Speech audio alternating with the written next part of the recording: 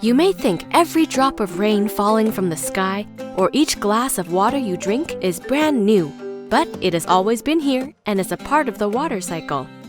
At its most basic, the water cycle is how water continuously moves from the ground to the atmosphere and back again. As it moves through this cycle, it changes forms. Water is the only substance that naturally exists in 3 states on Earth: solid, liquid, and gas. Over 96% of total global water is in the ocean, so let's start there.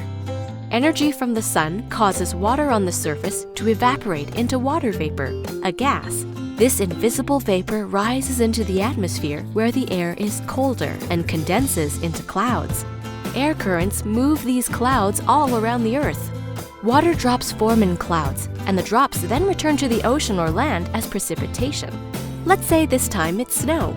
The snow will fall to the ground and eventually melts back into a liquid and runs off into a lake or river, which flows back into the ocean, where it starts the process again. That's just one path water can take through the water cycle. Instead of snow melting and running off into a river, it can become a part of a glacier and stay there for a long, long time. Or rain can seep into the ground and become groundwater, where it's taken up by plants. It can then transpirate to gas directly through the leaves and return to the atmosphere.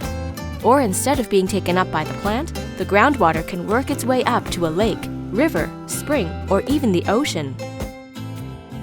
As you can see, the water cycle can be a very complicated process, and all its paths through Earth's ecosystems are complex and not completely understood. Water is essential to life on Earth, and fresh water is a limited resource for a growing world population.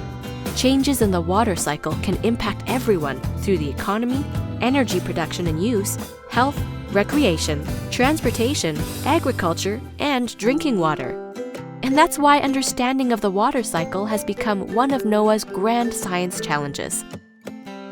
NOAA studies all aspects of the water cycle: ocean, weather, precipitation, climate, ecosystems, and our impacts on it.